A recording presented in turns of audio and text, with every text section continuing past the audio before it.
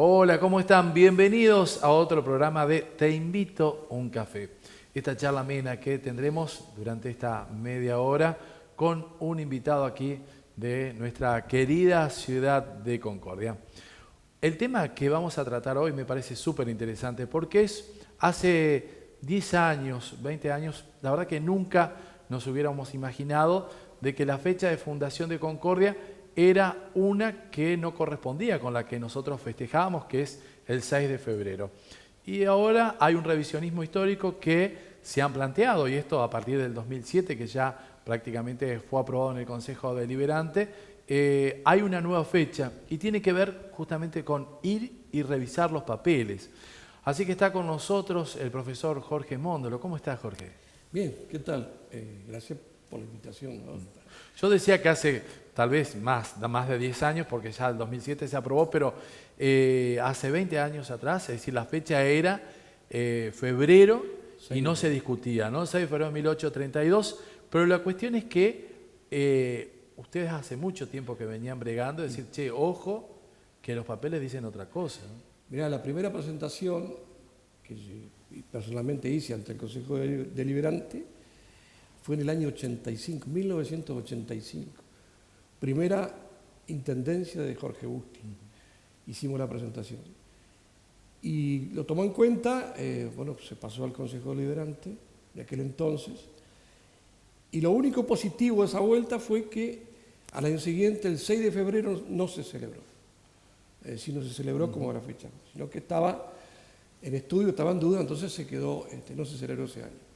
Por supuesto que hubo, digamos, la consabida protesta de ciertos sectores de la población.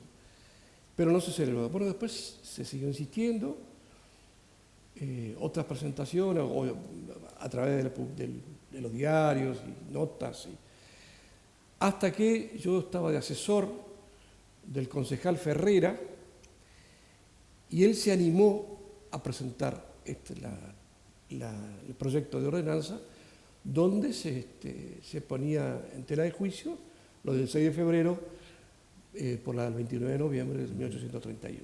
Y digo se animó porque siempre, digamos, los concejales nuestros siempre se las tiraron de progresistas y sin embargo nunca se animaron a cambiar absolutamente nada. Yo me acuerdo siempre la dicotomía de las diferentes posiciones, por ejemplo, de Heriberto Pesarini, del 29 de junio, que mantenía él... 29 de noviembre, perdón. Y la de Medina, Carlos Medina, que decía que la fecha era el 6 Bueno, de yo febrero. te digo, yo fui finalizando mis estudios cuando yo estudié para profesor. Yo hice 2 años más me especialicé en Historia Argentina y hice una inscripción con el profesor Pesarini. Y mi, digamos, tesis o tesina, como quieras llamarla, final, fue la presentación de una monografía sobre la fundación de Concordia. Entonces ahí arrancó, pero todo, es decir, arranca con la investigación de Heriberto, ¿no? En los cuadernos regionales, ¿se acuerdan de esos cuadernos de historia regionales que había, que se publicaban?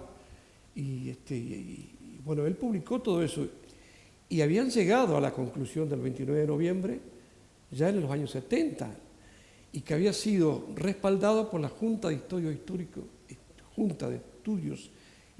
de la provincia de Entre Ríos. Claro. Marini, Poenix, pero de cualquier manera le habían dicho que no. En ese momento tenía un gobierno de facto que era, creo que estaba Aragón al frente de la intendencia y tuvo que retirar la presentación Pesarini. Bueno, y seguimos andando, es decir, entonces, después de mucho bregar, digamos, y la presentación que hace Jorge Ferrera, y de chocar, porque Juan Carlos Crespo tampoco quería, finalmente decide, bueno, que se forme una comisión ad hoc, ¿no?, para el tratamiento, donde van a estar las distintas partes. Se iba a conformar con distintos personajes de la ciudad. Y entonces estaban las dos partes, ¿no? La parte del 6 de febrero, que apoyaba el 6 de febrero, estaba Jorge Aragón, Isaac Aragón, que había sido el intendente de la dictadura militar. Sí. estaba justamente Medina, estaba Carlito Rodríguez, el abogado, Carlito Rodríguez Sí. también, que apoyaba esa parte, y creo, si mal no recuerdo, pues estaba o De Donatis o alguien del Litoral, del diario Litoral. Y ahora, ¿se tenía el acta constitutiva? de Todo, se puso Claro. todo a disposición. Todo, porque cuando yo hago la presentación la hice con todo el fundamento, ¿no? Porque esta es anexado. documentación histórica que está en Paraná, ¿verdad? En el Archivo Histórico de Paraná, Claro. de Buenos Aires, anduvimos por todos lados. De acá, ¿no? De la misma. Porque la biblioteca nuestra, popular, Sí. ahora no, porque está todo, es una humedad espantosa, tenía mucha documentación, tiene mucha documentación todavía. Y de ahí sacamos, o sea, la recopilación de las leyes y las sesiones está ahí. Claro. Entonces, bueno, Ahora, qué primera bueno mano. que traigas a colación esto, ¿no? Porque recordamos lo que es, hay libros incunables allí. Sí, ahora están la moneda. Que la verdad que es una pena que Totalmente. parte de nuestro archivo de la biblioteca que se esté cayendo y que no se haga absolutamente nada. Y no se hace nada. Claro. Y no se hace nada. Yo no sé si no se hace nada porque oficialmente no interesa o no se hace nada porque no quieren que se haga. Convenientemente. Porque, nobleza obliga. La Biblioteca Popular siempre estuvo cerrada. Claro. Vos ibas a las 9, no, abre a las 10. Y vos ibas a las 11, no, ya cerró. Claro. Entonces, convengamos, ¿no? Siempre hubo un círculo muy cerrado. Pero de cualquier manera hay mucha bibliografía y de importancia. Claro, en claro. esa. Que eso es lo bueno. Bueno, continuamos con la charla. Bueno, se arma esta comisión ad hoc Ajá, sí. con Entonces estas dos posturas, pero todos analizando a ver qué. Ahora, y de este lado, del otro lado estábamos nosotros, si mal no recuerdo, estaba Juan Castel, yo y Saúl Drí, que Ajá. estaba de director departamental en su momento, Claro, y Rubén Drí, el abogado, claro. que estaba de secretario de la municipalidad, no sé en El qué secretario área. de gobierno en esa Secretario de época. Gobierno. Y después había otros profesores, había contadores públicos, que estaban al medio, digamos, Claro. que estaban para escuchar, leer, informarse y debatir, digamos, y para acá o para acá, no importa. Bueno, fue una semana larga y donde se puso todo sobre la mesa, se estaban las actas, las copias de actas. Y en un momento dado, digamos, el remate, digamos, fue cuando Isaac Aragón expone, ¿no? dice adelante todos, cuando le toca hablar, que él, cuando estaba de intendente no democrático, no se animó Claro. a cambiar la fecha. Ya alguien se lo había sugerido. Aquel no se animó porque eso estaba impuesto en la sociedad de Concordia y no se animó a cambiar la fecha. Entonces, implícito dejaba él su posición de que acordaba con la otra, ¿no? De alguna manera acordaba con la otra fecha. Claro. Y el otro importante fue el aporte de Rubén Drí, el abogado, que nos hizo ver el detalle de las anotaciones que hay en los márgenes de las actas, ¿no? Que ahí eso queda como documento. Claro, lo que exacto, está. sí, sí. Entonces, si uno se acuerda, digamos, si uno ve un libro del registro civil del casamiento, queda anotado al costado, Exacto, sí, hasta sí. que se haga el... Exacto. ¿no? Bueno, entonces eso fue el medio, lo que le dio... ¿no? Claro. Para que la gente que no sabe qué es lo que pasó históricamente, es decir, porque hay que decir, bueno, que estamos hablando de 1831, unitarios federales, la Argentina que en ese momento todavía no era como hoy la vemos, No, a la República Argentina, que había una formación, una unificación. Sí, no voy a ser tan largo como el discurso ayer. Sí. Pero sí te voy a decir, es decir, existía en la provincia de Entre Ríos, desde el año 1825, un estado de anarquía, que se habían dado una sucesión de gobernadores entre provisorios, interinos, cerca, no sé si me acuerdo, 20 o 25, en esos 5 o 6 años. Digamos, era una anarquía que se daba. Entonces, se convoca a una asamblea de la Entrerrianía, así se llamaba, Entrerrianía, en la que se conformó con 4 diputados por la costa del Paraná y 4 diputados por la costa del Uruguay. Por la costa del Uruguay fue como diputado el presbítero Mariano José del Castillo por Mandisoví. Claro. Y va a esa asamblea. En esa asamblea se debatía, bueno, lograr el orden, ¿no? Es decir, darle la validez a Espino como el gobernador, que era el coronel Espino, que era el jefe de armas, no sé cómo se llamaba en ese momento, el título que tenía, pero era gobernador interino o provisorio de Barrenechea, que era el gobernador que estaba. Y entonces, darle validez al gobierno de Espino, que una de las cosas que se objetaba, mirá cómo eran las cosas, era que era muy joven, tenía 32 años. 32. Y ponían también que no sabía leer y escribir. Entonces, por eso no podía ser el gobernador.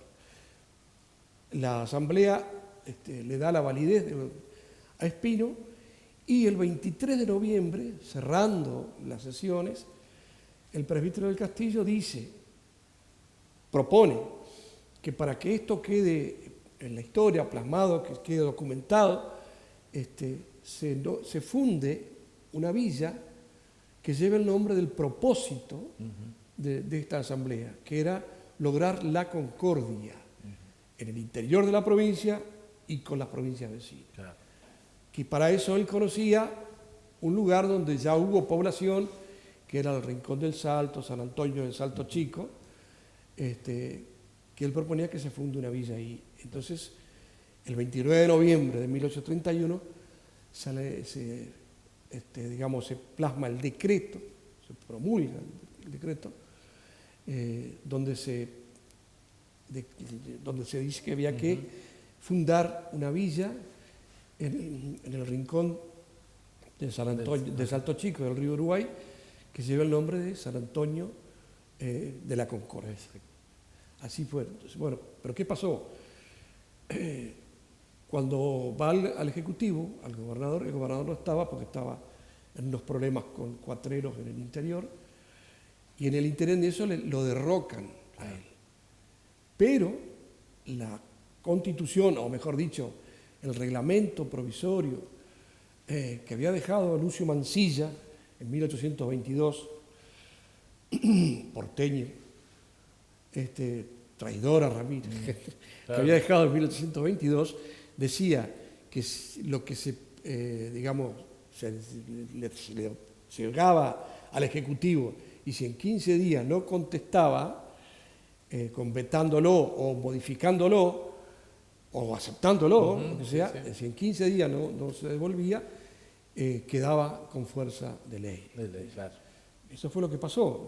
Bueno, lo derrocan a Espino, Ortiz, creo que es Toribio Ortiz, creo que es el ministro, él que era el jefe de armas, que era el ministro, quedó como a cargo, hasta que viene Pascual Echagüe.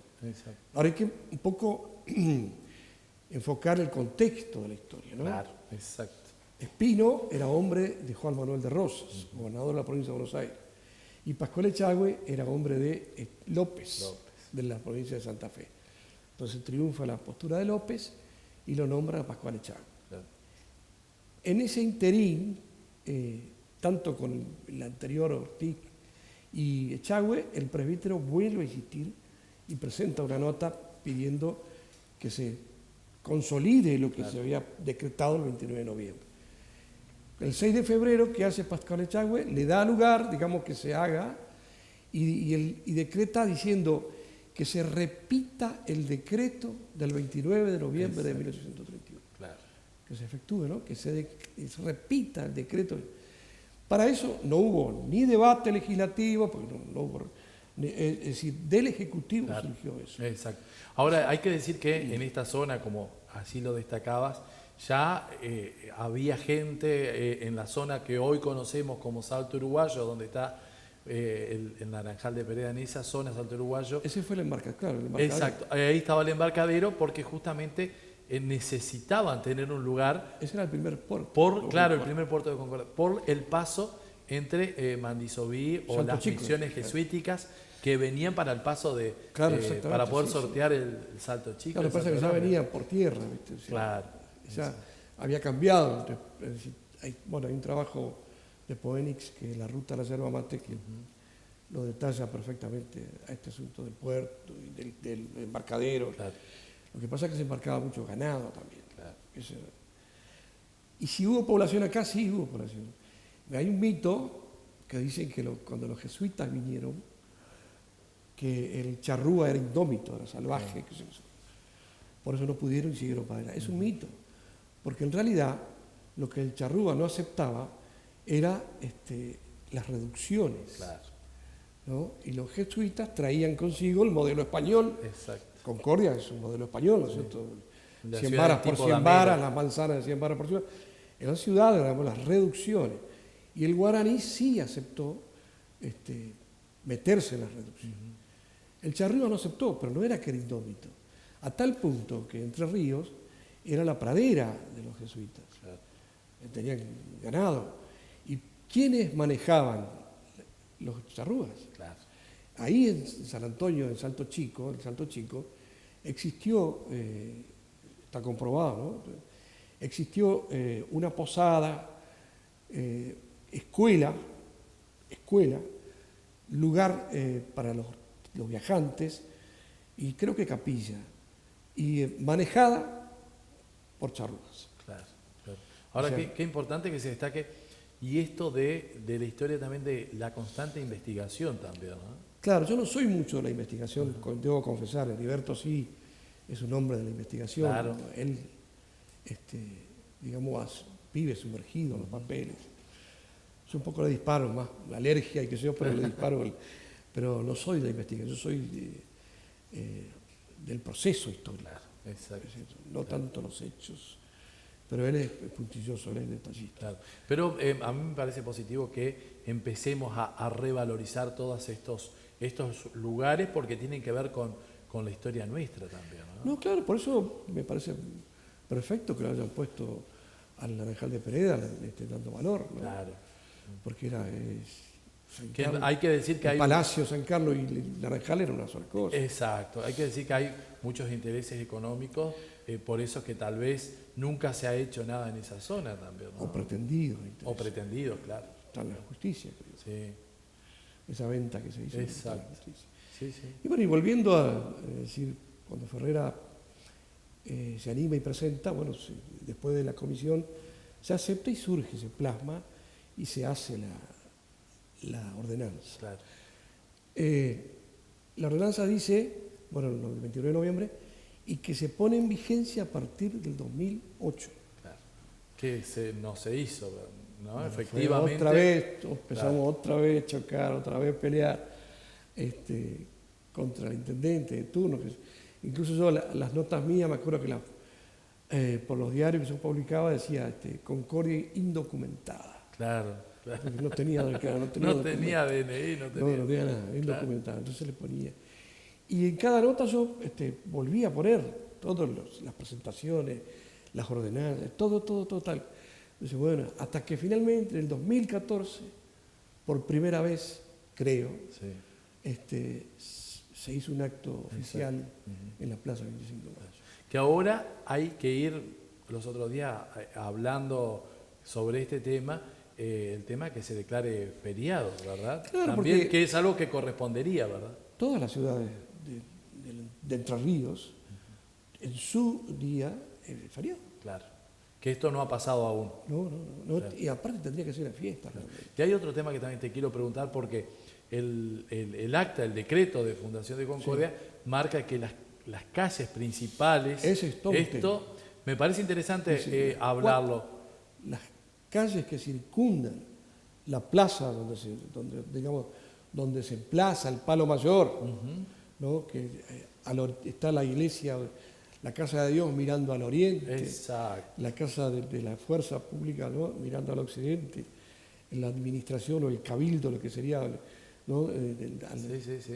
Al sur, al norte, perdón, y al registro civil, lo que sea, iba a estar. Y esas 4 calles tenían que llevar los nombres de los fundadores. Exacto. Ahí viene la pregunta, porque este es todo un tema también dentro del revisionismo Exactamente. que hay que cambiar. Yo recuerdo hace algunos años que habían planteado también el tema de calle Mitre, por ejemplo. Y ¿no? Pellegrini. O Pellegrini. Entonces, por ahí, ¿qué va a Fíjate que pasar está con esto, ¿no? Urquiza, que en ese momento todavía estaba Urquiza, Mitre por acá, bueno, primero más, y Pellegrini. Claro. Entonces, siempre, bueno, posiblemente ayer en la conversación justamente surgió algo por parte de uno de los funcionarios que estaba escuchando, de proponer el nombre del presbítero Mariano José del Castillo a la, A la peatonal, zona peatonal, exacto. la zona peatonal que va desde Pellegrini Desde Pellegrini a Urquiza, claro. hasta, no sé si Urquiza, por lo menos. No, va hasta San Luis, ¿no? hasta San Luis, que le han puesto la peatonal del Bicentenario conmemorando los 200 años, ¿no? Pero la verdad que es todo un tema también cuando uno plantea el tema de revisionismo histórico, porque esto era gente que estuvo en la fundación de Concordia y era justamente lo que se mandaba a hacer, ¿no? Pero el presbítero la hizo, digamos, la diagramó, Claro. eligió los hombres para... No, el presbítero fue fundamental. Y te tiraba ya por el Lesca, ¿no? Bueno, Exacto. un barrio importante, pero Está del otro. que ahora es importante porque está faltando Claro. mucho tiempo, ¿no? Mucho tiempo en una de las calles secundarias que Sí, durante sí. muchísimo tiempo, ¿no? La verdad que a mí me interesa que esto de lo que significa el revisionismo también, porque uno se va dando cuenta de que constantemente va cambiando también, que pensamos que la historia no cambia, en realidad está en un proceso también. Lo que pasa es que la historia es un proceso. Claro. Y yo no sé si decir revisionismo, es ir mirando, digamos. Claro. Tampoco pararse en una... sino que Me ha hay- tocado hablar con Heriberto Pesarini, por ejemplo, decir que tal vez hoy aparece documentación que no se sabía que estaba, que tal vez te cambia todo el concepto que no la viste, que no sabías que existía. que no la viste. Claro. Porque por ahí la viste 1000 veces y no le diste la importancia. No la viste, es un tema. La hermenéutica, digamos, la ciencia social, la historia, significa el leer el documento o la prueba que tengas. Pero la hermenéutica no solo significa leerlo, sino significa interpretarlo. Darle contexto, tal cual. ¿Entendés? Entonces, si vos no interpretás dentro de un contexto, el documento te puede decir un montón de cosas. Me hace acordar a mi profesora de historia, Epa. la profesora Cipollini, donde nos daban los tratados y decía, ¿qué entendés? Y no sé. Claro, pues si vos no estás en contexto, el documento te puede decir un montón de cosas. Claro. Y había muchos audaces que ante una primera interpretación lo tiraban, ¿no? Exacto, tal cual. Mira, te quiero cambiar de tema porque me trajiste tu libro que hace poco presentaste lo pediste en ayer. la La Feria del ciudad de Libro. Concordia, en la Feria del Libro, justamente, porque estás con esta nueva etapa de escritor también, ¿no? Bueno, uno siempre escribió, ¿no es Claro. cierto? Algo siempre estuvo escribiendo porque la historia te lleva a ir escribiendo, ¿no es cierto? Entonces, siempre escribí. Bueno, y empecé a ir a la hora de sacarme, digamos, de dejar un poco esa cuestión, dije, tengo que buscar algo, y busqué y encontré el taller literario de lectoescritura que hace la poeta y profesora Estela Maris Ponce, Claro. allá por el 2005, 2016, 2015. no sé. Con el vagón literario. Antes estaba con la Pará, Fundación eso Magíster, fue allí, claro. magíster, cuando Claro, estaba exacto, en sí, sí. Pellegrini. Después hicimos de una transhumancia literaria porque anduvimos en el italiano, gracias a Julio Roserto que nos cedía el lugar, o hasta que en un café nos reunimos porque no teníamos lugar. Finalmente le cedieron a la Fundación Magíster el vagón que está ahí en el centro de convenciones, Claro. que ahora es el vagón literario, y se siguió dando el taller ahí en ese vagón literario. Y a mí se me dio por los cuentos. Entonces empecé a escribir cuentos y descubrí que tengo facilidad para escribir cuentos. Y bueno, claro, Estela me explica, me dice, no es que vos tenés facilidad, vos tenés años de lectura Claro. y eso te va facilitando un montón. Muchos grandes escritores dicen, mira, yo soy un gran lector, Primero, claro. que eso debe ser primordial, ¿no? La lectura es fundamental, es primero. Y bueno, empecé a escribir, bueno, y cuando me quise acordar tenía una parva de papel en casa, ¿viste? Un montón, porque Claro, sí, sí. a mí me gusta leerlo del papel, ¿viste? Claro. A mí la pantalla no me termina de convencer. Y entonces lo imprimo y lo leo en el papel. Y cuando me quise acordar, me paro y entré a seleccionar y saqué un montón, pero de cualquier manera salieron un montón de cuentos. Claro. ¿Qué es lo que buscás? ¿Qué es lo que está volcado en general o hacia la historia? No hay nada, ni historia ni política. Claro. Lo que no quiere decir que el que lo lea encuentre historia e encuentre política. Claro. No fue mi intención. Al lector puede encontrar política, por supuesto, y va a encontrar historia. Y está conformado el libro en 3 partes. Una primera parte que yo llamé tragicuentos, que son cuentos truculentos, trágicos, digamos, de cosas que han pasado, ¿no? Por ejemplo, la matanza de Tandil. Entonces, ficcionarlo, ¿no? Traerlo a hoy, ficcionarlo. Hay otro cuento que está sobre el Caíto, que es sobre el petiso orejudo, digamos, en una fantasmagoría, traerlo ahora. Y después la segunda parte se llama Cronicuentos, que es una especie de, con finales medio trágicos por ahí, pero que toca Concordia, personajes de Concordia. Si alguno se acuerda del barrio Lesca, por ejemplo, el Mirlo era un personaje que existía, que era un señor, un hombre viejo de pelo blanco, morocho, tenía sus rarezas, ¿no? Y nos asustaban con el Mirlo. Claro. Era todo un personaje. Era nuestra versión de Viejo de la Bolsa. Claro, pero era ya el Mirlo. Claro, entonces, y murió en una helada, vivía en la calle, digamos. Y apareció muerto en una helada. Y bueno, más o menos en la ficción lo vuelvo a traer. Y hay una tercera parte que se llama Generación Marcada, que tiene que ver con la década del 70, ¿no? Con la dictadura, la década. Son los menos, son más. Y la lluvia en la cara, el título, es el título de uno de los cuentos, de esa parte, de esa generación marcada, ¿no? Bueno, entonces lo armé, más o menos lo pusimos y...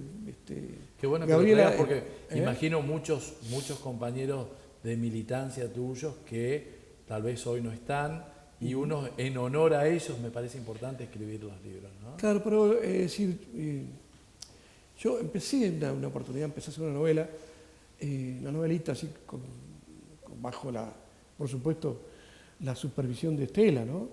Entonces me dice, ¿por qué vas a escribir eso?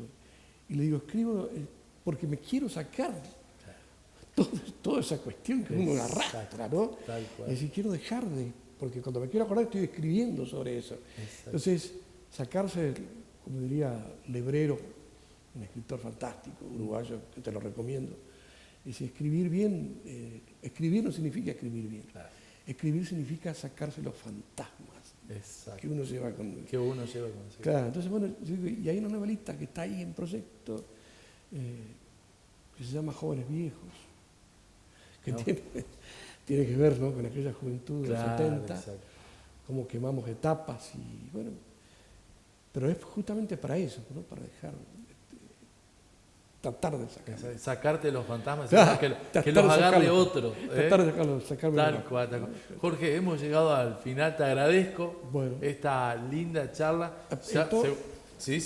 Te explico, el libro se llama La lluvia en la cara, que está a la venta en todas las librerías de Concordia. Claro, sí, a mí me parece positivo porque hay mucha creación en la ciudad de Concordia, que esto me parece fantástico. Hay muchos escritores en Concordia. Sí.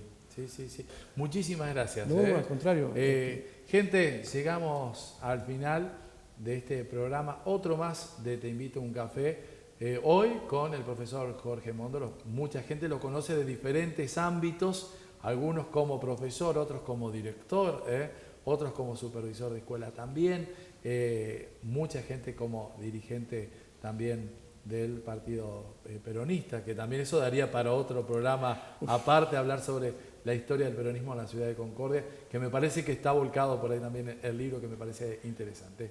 Gente, nos despedimos de este programa, seguramente nos encontraremos en otro, con otro invitado, otros serán los temas que trataremos aquí en Te Invito a un Café. Muchísimas gracias, hasta la próxima.